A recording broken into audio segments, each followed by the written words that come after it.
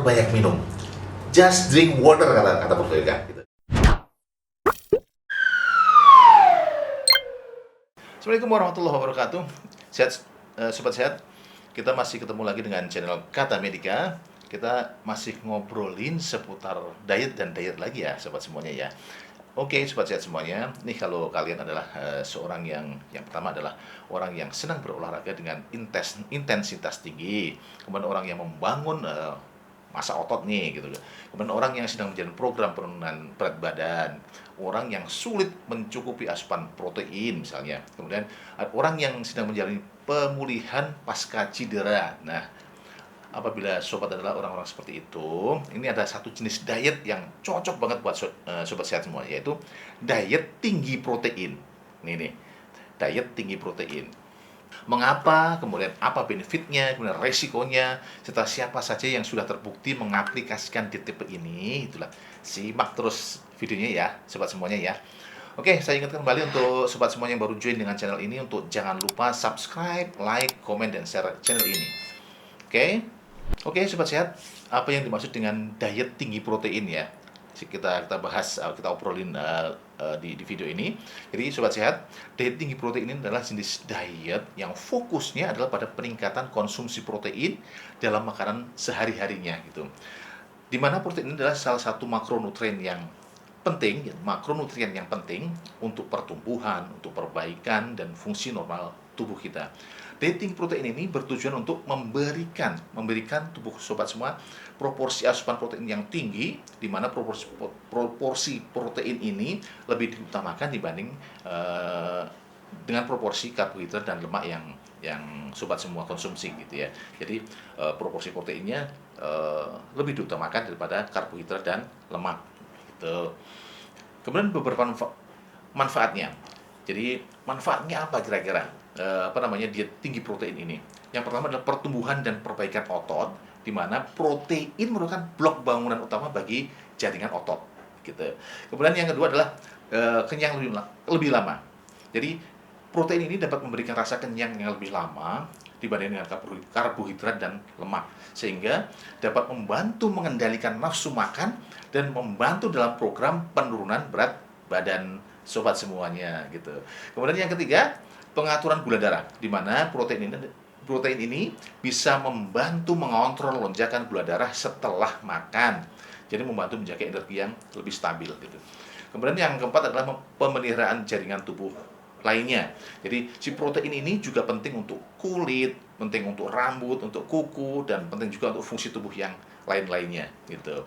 Oke, sobat semuanya, dalam diet tinggi protein ini, makanan yang kaya protein seperti daging tanpa lemak, unggas, ikan, kemudian telur, produk susu rendah lemak, kacang-kacangan, biji-bijian, dan tahu dan yang semacamnya itu sering menjadi pilihan utama. Namun ini ya sobat yang perlu dijadikan catatan ya, bahwa sobat semuanya perlu diingat bahwa penting juga untuk menjaga keseimbangan nutrisi yang tidak melupakan karbohidrat dan lemak yang juga diperlukan oleh tubuh. Jadi meskipun menjadi prioritas tadi itu si protein, tetap karbohidrat dan lemak adalah nutrisi yang juga harus dikonsumsi juga, karena si karbohidrat dan lemak ini adalah termasuk nutrisi yang penting juga untuk tubuh kita. Jadi, jangan sampai tidak sama sekali gitu. Kemudian selanjutnya adalah siapa yang cocok untuk diet tipe ini gitu. Jadi tadi itu, diet tinggi protein ini bisa cocok untuk beberapa kelompok orang. Jadi tergantung pada kesehatan dan gaya hidupnya masing-masing ya gitu. Jadi yang pertama itu orang yang berolahraga dengan intensitas yang tinggi tadi itu gitu. Jadi kalau misalnya sobat semua adalah orang yang berolahraga dengan intensitas yang tinggi gitu, itu adalah termasuk orang yang cocok untuk di tipe ini. Kenapa gitu? Jadi atlet atau individu yang berpartisipasi dalam olahraga yang memerlukan kekuatan dan daya tahan yang tinggi gitu ya, sering membutuhkan lebih banyak protein untuk membantu memperbaiki dan membangun ototnya gitu.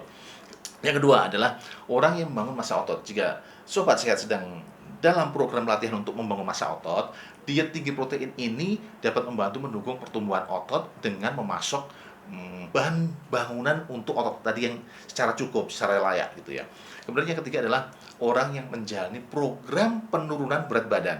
Jadi protein ini dapat membantu menjaga rasa kenyang yang lebih lama dan membantu mempertahankan massa otot selama program penurunan berat badan sobat semuanya gitu.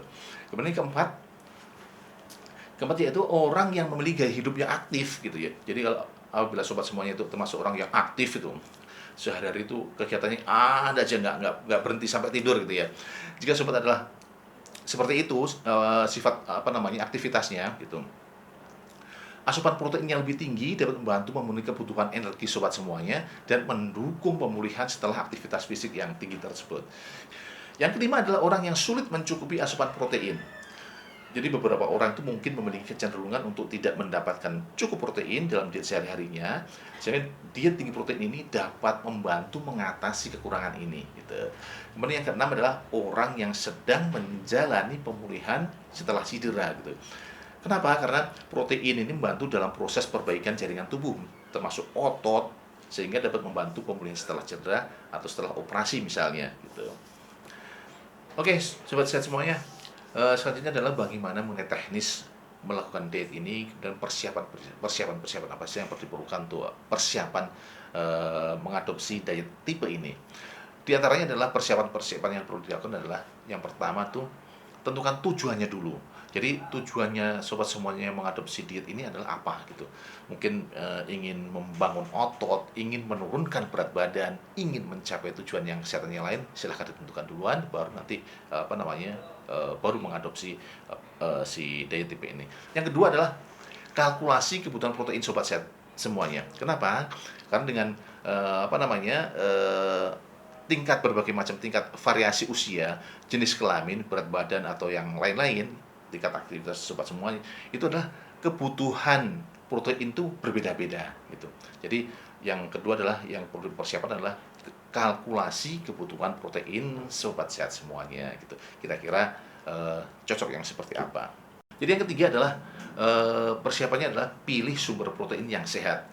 Ada berbagai macam sumber protein yang bisa sobat semuanya pilih. Misalnya adalah daging tanpa lemak, daging ayam, daging kalkun, daging sapi tanpa lemak, misalnya ikan, telur, kacang-kacangan, tahu, tempe, kemudian yogurt rendah lemak dan produk-produk susu yang lainnya gitu. Itu adalah sumber-sumber protein sehat yang bisa sobat semuanya konsumsi selama menjalankan diet tipe ini.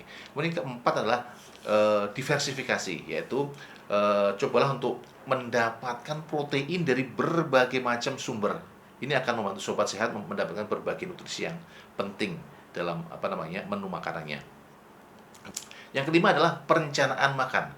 Jadi rencanakan makan sobat dengan memperhatikan konsumsi protein setiap kali makan ya. Jadi cobalah untuk menyertakan protein dalam setiap hidangan utama dan cemilannya gitu. Jadi nggak cuma di hidangan utama, cemilannya juga harus mengandung protein yang tinggi gitu.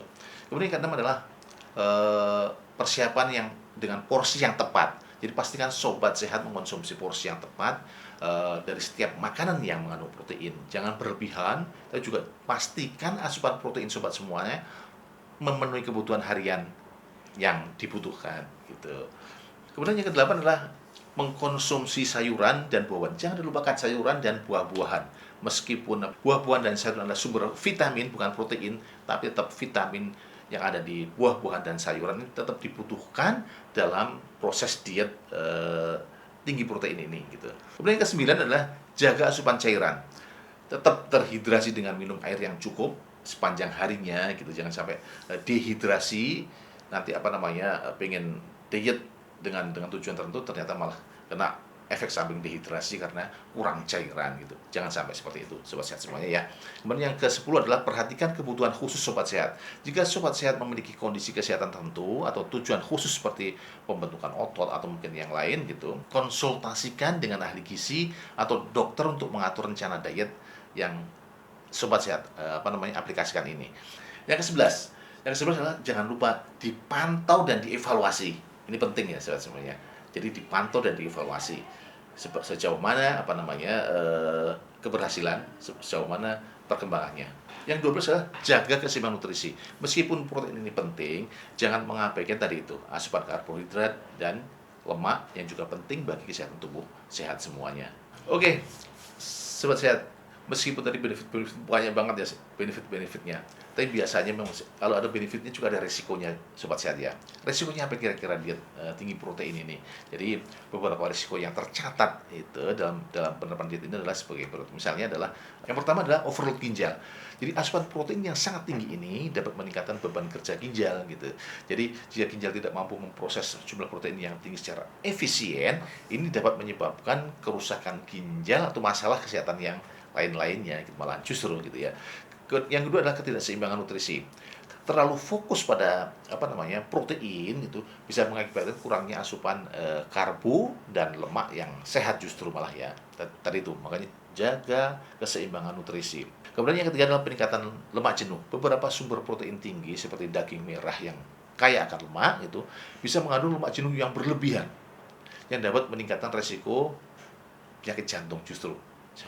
Sobat sehat itu hati-hati ya. Kemudian yang keempat adalah gangguan pencernaan.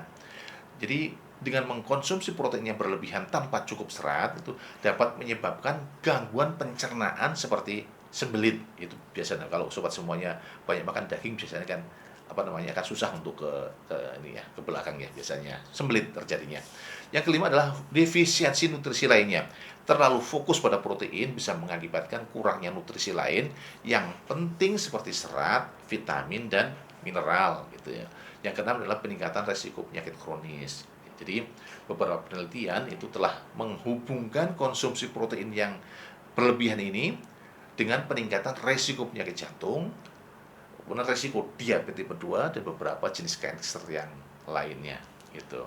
Yang ketujuh adalah alergi dan intoleransi. Jadi beberapa sumber protein seperti produk susu dan telur bisa menyebabkan alergi atau intoleransi pada beberapa orang gitu.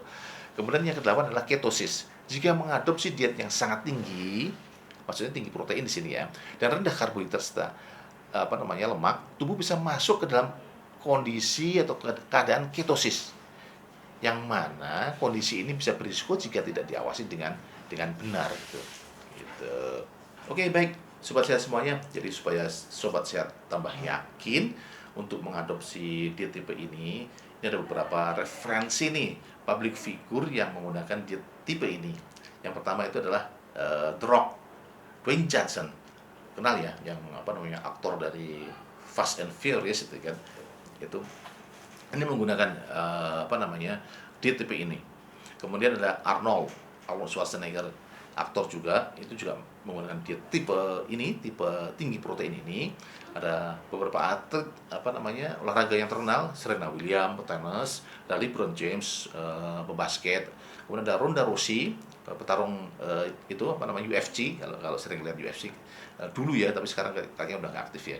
Itu adalah beberapa orang dari dari seberang yang mengadopsi diet tipe ini. Ya kalau dari dalam negeri ini ada beberapa ada beberapa yang tercatat nih public figure yang menggunakan diet tipe ini. Misalnya ada Agnes Monica, ini Nia Ramadhani, kemudian Daniel Mananta, kemudian Citra Kirana, Ola Ramlan gitu, dan beberapa lagi Nicholas Saputra, Gading Martin, Aurel Hermansyah itu adalah beberapa public figure yang menggunakan yang mengaplikasikan diet tinggi protein seperti yang kita bicarakan ini. Gitu. Oke, sobat sehat semuanya. Jadi penting untuk selalu diingat bahwa diet tinggi protein ini akan memang sangat cocok untuk person-person seperti yang tadi disebut di atas ya, misalnya orang yang sedang berolahraga dengan intensitas tinggi, misalnya orang-orang yang sedang membangun massa otot, misalnya orang yang suka nge-gym gitu, misalnya orang yang sedang menjalani program penurunan berat badan, kemudian orang yang sedang menjalani pemulihan pasca cedera misalnya. Apabila sobat semuanya ingin mengaplikasikan diet tipe ini, kemudian ada kekhawatiran misalnya tentang resikonya tadi, serta ingin mengubah pola makannya pola makan yang tadinya jauh dari polanya diet tinggi protein, penting bagi sobat semua untuk berkonsultasi dengan dokter atau ahli gizi yang berkualitas sebelum membuat perubahan drastis tadi itu. Oke, sobat sehat semuanya. Terima kasih sudah menyimak video ini. Sekali lagi jangan lupa subscribe, like, dan komen di bawah. See you in the next video. Assalamualaikum warahmatullahi wabarakatuh.